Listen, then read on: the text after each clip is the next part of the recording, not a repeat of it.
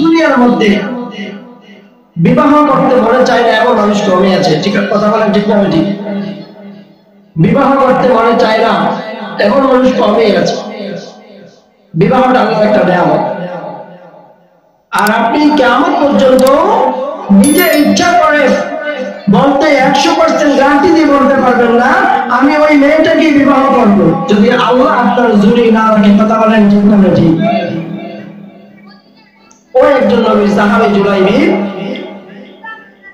তিনি সাহাবীদের মধ্যে সবচেয়ে খাটো সাহাবী।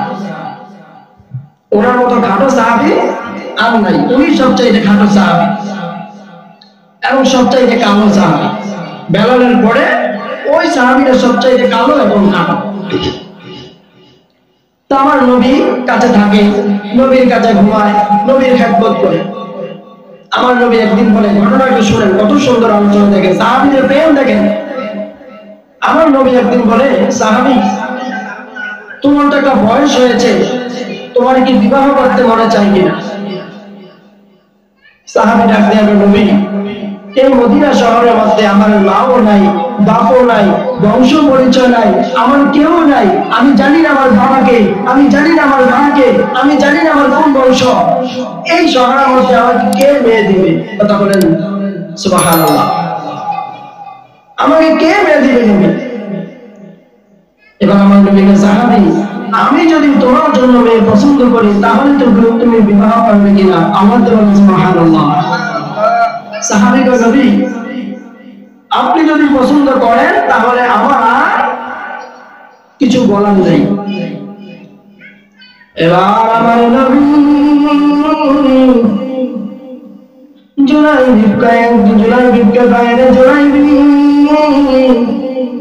আমি নবী তোমাকে মেয়ে পছন্দ করে দিব, তুমি যদি বিবাহ করতে চাও। জুলাইবি ডাক দিয়ে কয়, নবী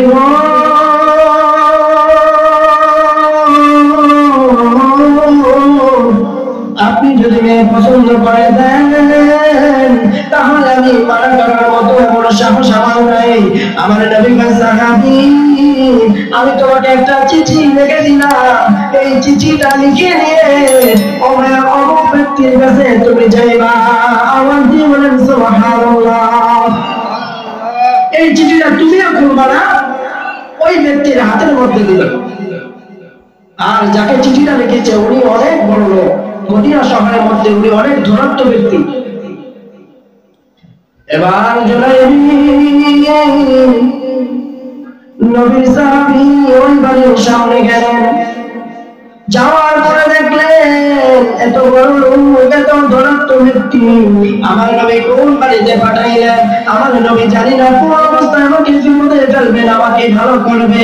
তারপরে মনে মনে বলে, যে জায়গার মধ্যে আমার নবী পাঠাইছে ওই জায়গার মধ্যে কোনো বিপদে নাই। আমার দিয়ে বলেন সুবহানাল্লাহ।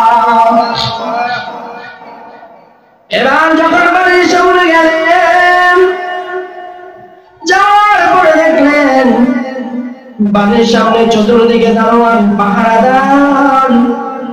মেন গেটের মধ্যে যিনি পাহারাদার তাকে গিয়ে বললেন, রে ভাই আমি আল্লাহ রাসূল সাল্লাল্লাহু আলাইহি ওয়াসাল্লাম আমাকে পাঠিয়েছে, এরে ভাই আমি এই বাড়ির মালিকের সাথে দেখা করতে চাই। বলল, তোমাকে এমনি ঢুকতে দেওয়া যাবে না, আগে অনুমতি নিয়ে আসি, যদি অনুমতি দেয় তাহলে ঢুকতে পারো। তোমার পরিচয় বলো। বলল, আমার কোনো পরিচয় নাই, আমার একটাই পরিচয়, আমি দয়াল নবীর সাহাবী। আমার সুবহানাল্লাহ। এবার দারোয়ান বাড়ির ভিতরে গেলেন, যাওয়ার পরে বললেন, রে মালিক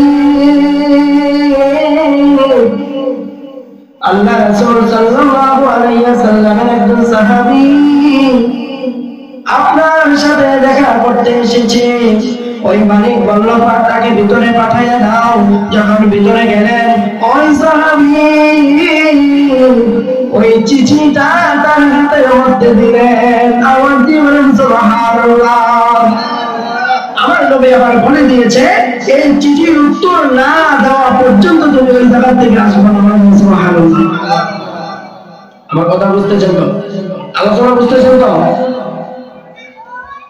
এবার আমার নবী সাহাবী তার হাতের মধ্যে যখন চিঠিখানা দিলেন, ওই ব্যক্তিটা চিঠিটা খুললেন। চিঠিটা খোলার পরে পড়লেন, প্রথমে লেখা আছে আসসালামু আলাইকুম ওয়া রাহমাতুল্লাহি ওয়া বারাকাতুহু। আমি দয়াল নবীজি এই চিঠিটা আপনার কাছে দিলাম। আপনার আমার সাথে আপনার সামনে যে সাহাবী দাঁড়ায় আছে, ওই সাহাবীর সঙ্গে আপনার একটা মেয়ে আছে, ওই মেয়ের বিবাহের প্রস্তাব দিলাম। আওয়াজ দিয়ে বলেন সুবহানাল্লাহ। এবার ওই ব্যক্তি একবার সাহাবীর দিকে চায়, একবার চিঠির দিকে চায়। ওই মেয়ের নাম ছিল জামিলা, মদিনা শহরের মধ্যে অন্যতম সুন্দরী একটি মেয়ে ছিল। তার বিবাহের জন্য অনেক জায়গা থেকে বিয়ের প্রস্তাব এসেছে, ওই ব্যক্তি রাজি হয় নাই। আমরাও তো চাই আমার মেয়েটাকে, আমার ভাতিজাকে একটু ভালো ছেলে, তার থেকে আরেকটু ভালো, তার থেকে আরেকটু ভালো, তার থেকে আরেকটু ভালো, ভালো শেষ নেই। কিন্তু এমনও আছে ভালো খুঁজতে খুঁজতে পরে একটু বিপদ হয়ে যায়। এজন্য আল্লাহ রাসূল সাল্লাল্লাহু আলাইহি ওয়াসাল্লামের সুন্নাহ বেশি একদম যাচাই বাছাই নাই। ধার্মিক চায়া এমন ছেলের কাছে মেয়ে বিবাহ দিবেন। অনেকে বলে হুজুর মেয়ে বিবাহ দিতে গেলে তো পাত্র খুঁজে পাই না। পাত্র খুঁজে পাবেন, ফজর নামাজের সময় মসজিদে চলে আসেন। যেই যুবকটা দেখবেন ফজরের সময় মসজিদের মধ্যে 5 ওয়াক্ত নামাজ পড়ে, ওই যুবককে 40 দিন যাচাই করেন, না হলে 80 দিন যাচাই করেন, না হলে 100 দিন যাচাই করেন, তারপরে ওই যুবকের সাথে মেয়েটাকে বিয়ে দিয়ে দেন। বলেন না সুবহানাল্লাহ। এই আলোচনা শুনে তো অনেক যুবক ভালো বিবাহের জন্য আজ থেকে মসজিদে যাওয়া শুরু করে দিই। ভালো একটা বিবাহ করতে হলে তো অন্তরকে মসজিদে যেতে হবে। এমন নিয়ত করা যাবে না, এমন নিয়ত যদি করে তাহলে আল্লাহ লানত আপনার উপর করবে।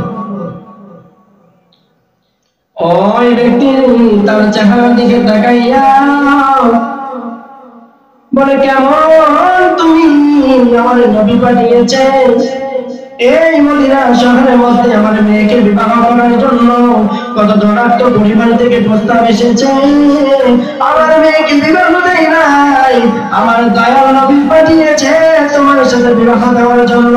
তুমি চলে যাও, তুমি চলে যাও, আমার মেয়ের সাথে পরামর্শ করে নেই।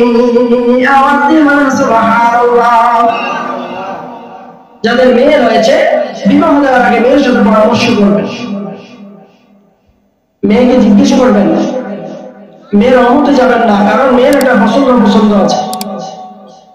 আপনার পছন্দ তাকে বিবাহ করা, কিন্তু মেয়ের পছন্দ না। কিন্তু মেয়েকে বোঝাইবেন বারবার, মা তোমার ভালোর জন্য এটা চাচ্ছি। রহমত করার মালিক আল্লাহ। বলেন সুবহানাল্লাহ। এবার ওই মেয়েকে ডাক দিয়া কয়, তুমি যাও, আমার মেয়ের সাথে পরামর্শ করে নেই। সাহাবী ডাক দিয়ে কয়, মালিক আমার দয়াল নবী বলেছে যতক্ষণ না পর্যন্ত আমি এই চিঠির উত্তর পাই ততক্ষণ পর্যন্ত আমি আপনার কাছ থেকে না যাই। আওয়াজ দিয়ে বলেন সুবহানাল্লাহ। আগে প্রস্তাব, আমি এই চিঠির উত্তর চাই। তার মুখটা কালো হয়ে গেল। তার মেয়েটা ঘরের ভিতর দিকে একটু তাকায় দেখলেন একটা যুবক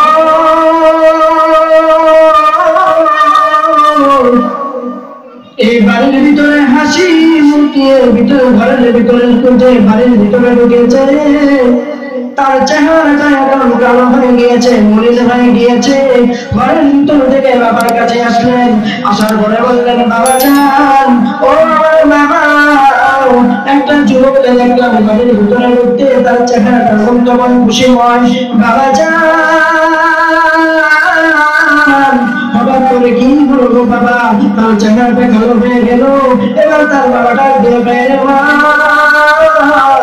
এই ব্যক্তির সাথে আল্লাহর নবীর সাহাবী, এই সাহাবীর সাথে তোমার বিবাহের প্রস্তাব এসেছে। আমাদের সুবহানাল্লাহ। আমাদের এলাকার কিছু মা বোনরা এমন ছেলে দেখলেই তোমার চোখের মাথা খাইছো নাকি তুমি? আমার জন্য আর ছেলে খুঁজে পাইলে না, তোমার চোখের মাথা খেয়েছো নাকি? আর ওই মেয়ের জবাবটা শুনেন। মেয়ে বলতেছে, বাবা আমার প্রস্তাবটা কে দিয়েছে? বলতেছে, তোমার বিয়ের প্রস্তাবটা দয়াল নবী নিজে পাঠিয়েছে। বলেন সুবহানাল্লাহ। আমাদের এলাকার মা বোনদের মানে তাদের জবাব আর ওই মেয়ের জবাব দেখেন, এই জন্যই তারা জান্নাতি। বলেন সুবহানাল্লাহ। মেয়েটা ডাক দিয়া কয়, বাবা গো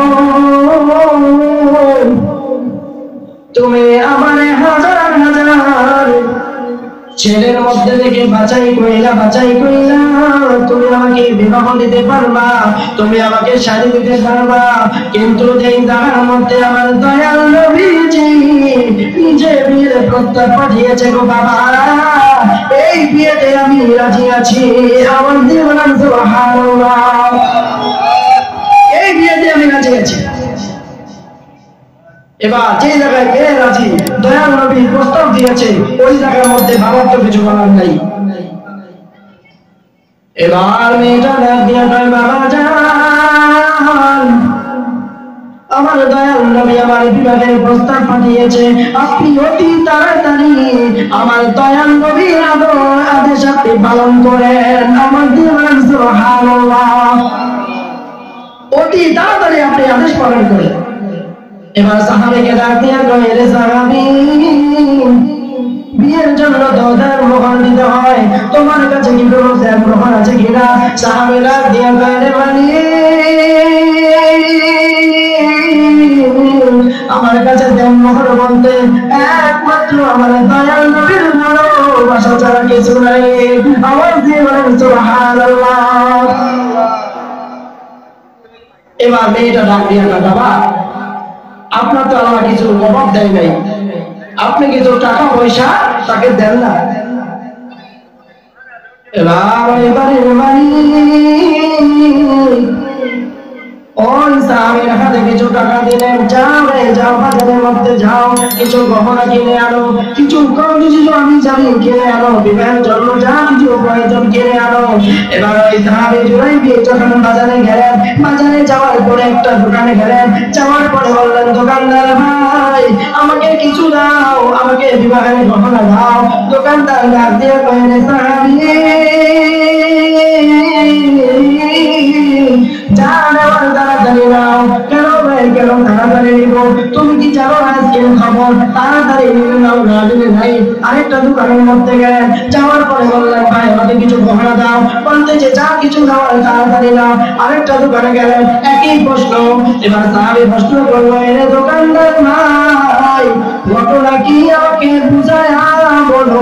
আমার জীবন সুবহানাল্লাহ, তোমরা কেন তো তাড়াতাড়ি বলতেছো? বলতেছে, সাহাবী তুমি কি জানো না কিছুক্ষণ পরে দয়াল নবী যুদ্ধের ময়দানে যাবে, আমরা যুদ্ধের ময়দানে যাওয়ার জন্য প্রস্তুত হয়েছি, তোমার যা কিছু কেনার তাড়াতাড়ি কিনে নাও। বলেন সুবহানাল্লাহ। নবীর সাহাবী জুলাইবি ডাক দিয়ে কয়, আল্লাহ যেই শহরের মধ্যে আমার মা নাই, যেই শহরের মধ্যে আমার বাবা নাই, যেই শহরের মধ্যে আমার বংশের কেউ নাই, যেই শহরের মধ্যে আমার পরিচয় দেওয়ার মতো কিছু নাই, ওই শহরে দয়াল নবী আমার এত বড় করলো, আমার বিবাহের জন্য প্রস্তাব পাঠাইলো, বিয়ের জন্য মেয়েও খুঁজে দিল। ওই দয়াল নবী যুদ্ধের ময়দানে যাবে, আমি জুলাইবি তেমন করে বিয়ের পিড়িতে বসি। আমার জীবন সুবহানাল্লাহ, আমার বিবাহের দরকার নাই, ভাই আমাকে একটা তরবারি দাও। বলেন না সুবহানাল্লাহ। দেখেন নবীর প্রেম কেমন। আমার বিবাহের দরকার নাই, আমাকে একটা তরবারি দাও। এবার তরবারি নিয়ে যুদ্ধের ময়দানে চলে গেলেন। জুলাইবি যুদ্ধ করলেন। এমন সময় হঠাৎ করে পিছন দিয়ে একটা কাফের আইসা জুলাইবির পিঠের মধ্যে ছুরি চালায়া দিয়েছে। আমার দিয়ে বলেন নাউজুবিল্লাহ। পিছন দিয়ে ছুরি চালায়া দিয়েছে, জুলাইবির ইন্তেকাল করেছে। এবার যখন যুদ্ধ শেষ হয়ে গেল,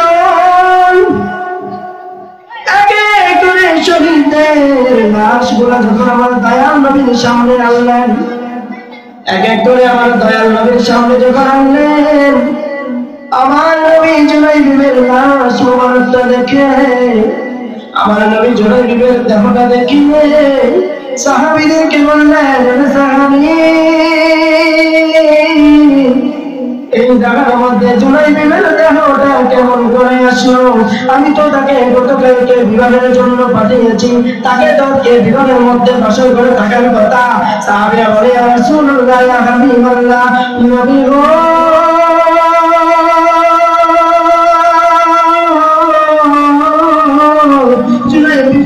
সবকিছু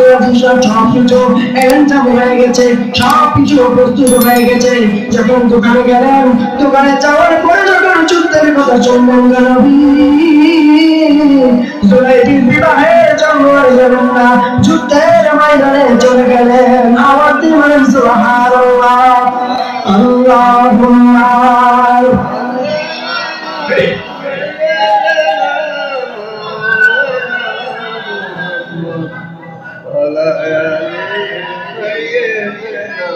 মাওলানা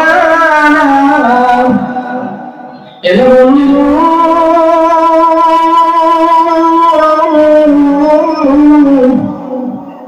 আমার নবী সাহাবীরা তার জন্য কবর খোঁজো। সাহাবীরা নিজে তার জন্য কবর খুঁজলেন। তারপরে আমার দয়াল নবী তাকে নিজের হাতের মধ্যে কবরের মধ্যে নামাইলেন। নামানোর পরে সাহাবীদেরকে বলতেছেন, এরে সাহাবী, তোমরা যদি কোন জান্নাতি ব্যক্তির কবর দেখতে চাও, তোমরা যদি কোন জান্নাতি ব্যক্তিকে দেখতে চাও, তাহলে আমার জুলাইবিবের কবরটা দিকে তাকায় দেখো, এইটা হলো জান্নাতীদের কবর। আওয়াজ দিয়ে বলেন সুবহানাল্লাহ। নবীর প্রেমিকেরা দিশেহারা মরণের ভয় করে না, প্রেম তো মরে না। নবীর প্রেমিকেরা দিশেহারা মরণের ভয় করে না, প্রেম তো মরে না। প্রেম করিয়াছে মুসা নবী,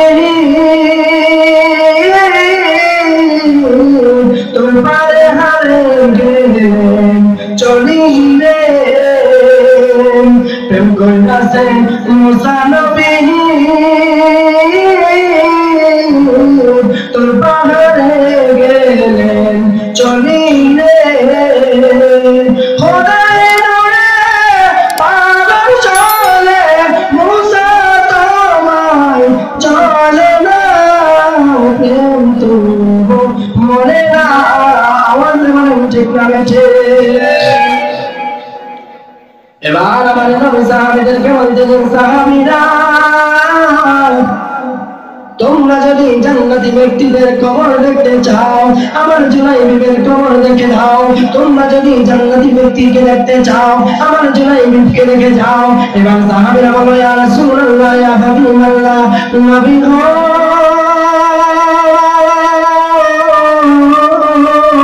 এই যে জুলাইবিবের যথেষ্ট করার পরে আপনার প্রেমে পাগল হয়েছে। আমার নবী বলেন, সাহাবী, কালকে আমাদের ময়দানে এই জুলাইবিবে জুলাইবিবে আমার সামনে রাইখা, এই জুলাইবিবে আমার উম্মতের সামনে রাইখা শত শত উম্মতকে আমি জান্নাতের মধ্যে প্রবেশ করাইব। আওয়াজ দিয়ে বলেন সুবহানাল্লাহ। সর্বশেষ যে সময়টা মনে আছে, আব্দুল্লাহ জুল বাদাদাইয়ের আলোচনাটা মনে আছে? আব্দুল্লাহ জুল বাদাদাই, আমার নবী সাহাবী আব্দুল্লাহ জুল বাদাদাই, উনি যখন ওই জায়গার মধ্যে শহীদ হয়ে গেলেন, আমার নবী সাহাবীদেরকে ডাক দিয়ে বললেন, এ সাহাবী, এ সাহাবী, এই আব্দুল্লাহ জুল বাদাদাই খুব কষ্টের একটা মানুষ, তার কষ্টের একটা জীবন। এমন মদিনা চলে দুনিয়ার মধ্যে অনেক সম্পদের মালিক, তার বাবা অনেক সম্পদের মালিক, তার মা অনেক সম্পদের মালিক, তার পরিবার অনেক সম্পদের মালিক, ওই সম্পদের দিকে তাকাই নাই সাহাবী। আমি নবীর প্রেমে পড়িয়া, আমি নবীর প্রেমের ভালোবাসার মধ্যে মুগ্ধ হইয়া এই আব্দুল্লাহ জুলবাদাইন তার সমস্ত কিছু ছেড়ে এসে আমি দয়াল নবীর পায়ের কাছে পড়ে আছে। আওয়াজ দিয়ে বলেন সুবহানাল্লাহ। এই সাহাবীর কি না ছিল? সম্পত্তির অভাব ছিল না, তার জমিদারের অভাব ছিল না। আমি দয়াল নবীর প্রেমে পড়ে, আমি দয়াল নবীর ভালোবাসায় পড়ে সব কিছু বিলীন করে দিয়ে এই সাহাবী আজকে আমার কাছে পড়ে আছে। এবার আমার নবী সাহাবীদেরকে বলতেছেন, সাহাবী এই আব্দুল্লাহ জুলবাদাইনের জন্য তোমরা কবর নিজে খুঁড়বা না, আমি নবী নিজে কবর খুঁড়ব, আমি নিজে তাকে কবরের মধ্যে নামাইব। আমার দয়াল নবী নিজে কবর খুঁড়লেন, তাকে আমার দয়াল নবী নিজের হাতে কবরের মধ্যে নামাইলেন। আর আমার নবী নামানোর পরে বলে, সাহাবী এই আব্দুল্লাহ জুলবাদাইন, এই আব্দুল্লাহ জুলবাদাইন এত কষ্টের সাহাবী, কাল কিয়ামতের ময়দানে আমি তাকে সামনে রেখে আমার লক্ষ লক্ষ কোটি কোটি উম্মতকে আমি জান্নাতের মধ্যে দিব। আওয়াজ দিয়ে বলেন সুবহানাল্লাহ। ওই নবীর প্রেম দরকার আছে না নাই? কথা বলার দরকার আছে না নাই? কারণ আমার নবী বলেছেন, আমার নবীকে সব কিছু চাইতে বেশি ভালোবাসতে হবে। আর আমার নবীকে যদি সব কিছু চাইতে বেশি ভালোবাসতে না পারেন, তাহলে আমার নবীকে যদি মহব্বত করতে না পারেন, কাল কিয়ামতের ময়দানে আমার নবী আপনাকে